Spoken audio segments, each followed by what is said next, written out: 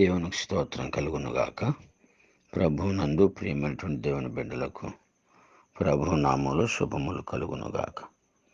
ఈరోజు మన జీవాహారము సామెతల గ్రంథం 3వ అధ్యాయము 7వ వచనములో ఈ విధంగా వ్రాయబడి ఉంది. యెహోవా యందు భయభక్తులు కలిగి చెడుతనము విడిచిపెట్టుము. చక్కని మాట, జ్ఞానైనటువంటి సొలొమోను గారు రాసినటువంటి మాట, చక్కని వాక్యం. యెహోవా యందు భయభక్తులు కలిగి చెడుతనం విడిచిపెట్టు. నిజంగా భయము, భక్తి ఈ రెండు కూడా ఆలోచిస్తే ప్రతి విశ్వాసి జీవితంలో ఖచ్చితంగా ఉండవలసినవి. ఈ భయభక్తులు ఉంటే చెడుతనం విడిచిపెట్టేస్తాం. భయం లేకపోయినా, భక్తి లేకపోయినా చెడుతనాన్ని విడిచిపెట్టలేవు. ఈ చెడుతనమే నీ యొక్క ఆత్మీయ జీవితానికి ఆటంకంగా ఉంటుంది. ఈ చెడుతనం ఎప్పుడైతే నువ్వు విడిచిపెట్టుకోగలిగే శక్తి నువ్వు పొందుకుంటావో దేవుని యందు భయం ఉన్నట్లు, భక్తి ఉన్నట్లు.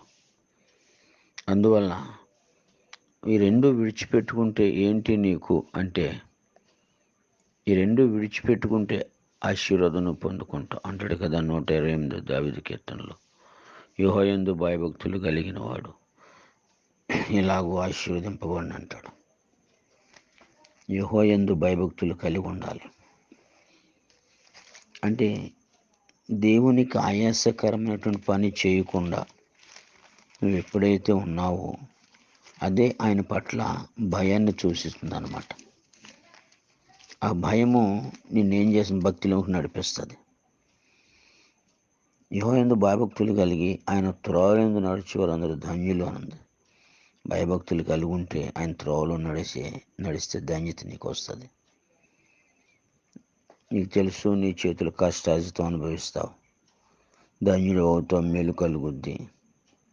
ఈ ఆశీర్వాదాలన్నీ కూడా నీకు, నీ బిడ్డలకు ప్రాప్తిస్తాయి. ఈ పని, ఈ లోక పని, ఈ పాప పని చేయకూడదు. అది భయం. యోసేపు తన జీవితంలో దేనికి భయపడ్డాడు? పాపం చేయడానికి దూరంగా పారిపోయాడు. భయము, దేవుడు అంటే భయము, భక్తి. ఆ భయము, భక్తి ఎంత ఆశీర్వాదాన్ని తీసుకెళ్ళింది. ఐగుప్తు దేశానికి ఒక రాజును చేసింది. ఎంత ధాన్యత అండి. ఈరోజు మరి చెడుతనం విడిచిపెట్టాలి. ఎంతమంది చెడుతనం విడిచిపెట్టగలుగుతున్నారు? భయం లేనోళ్ళు, దేవుడు అంటే భక్తి లేనోళ్ళు చెడుతనం విడిచిపెట్టలేరండి. ఆయన అంటే భయం ఉన్న ప్రతి వ్యక్తి కూడా విడిచిపెడతాడు, భయపడతాడు కూడా. ఈ రోజుల్లో చాలామందికి దేవుడంటే చక్కని భయం ఉంది, భక్తి ఉంది, కానీ అంత భయం కనపడతలేదు.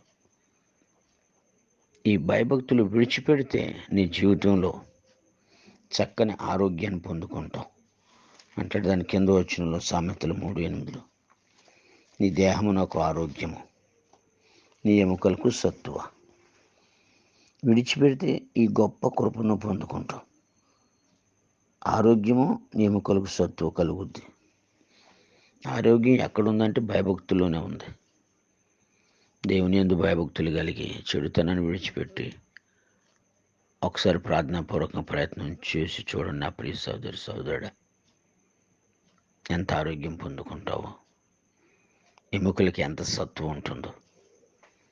నిజంగా ఆయన యందు భయభక్తులు కలిగిన వారు చాలామంది ఇప్పటికి కూడా, కొంతమంది మెడిసిన్ వేసుకోలేని వాళ్ళు కూడా ఉన్నారు, హాస్పిటల్కి వెళ్ళని వారు కూడా ఉన్నారు. ఆ చెడుతనం ఎప్పుడైతే విడిచిపెట్టావో ఆ ఆరోగ్యము, ఆ శక్తి దేవునికి తన ఆత్మ ద్వారా అనుగ్రహిస్తాడు. అందుని బట్టి దేవుడు అంటే ముందు భయం ఉండాలి, భక్తి ఉండాలి. అమ్మో ఈ చెడ్డ పని చేసి దేవుడు నన్ను కొడతాడు, నన్ను తిడతాడు, నాకు వచ్చే ఆశీర్వాదం ఆగిపోద్ది అని భయం ఉంటే భక్తి చేయడానికి అవకాశం ఉంటుంది. అసలు భయం లేకుండా భక్తి చేయాలనుకుంటే లోకంలో ఎవరు కూడా చేయలేరండి. అందుకే నా మాట వినండి. దేవుని మాట ఇది.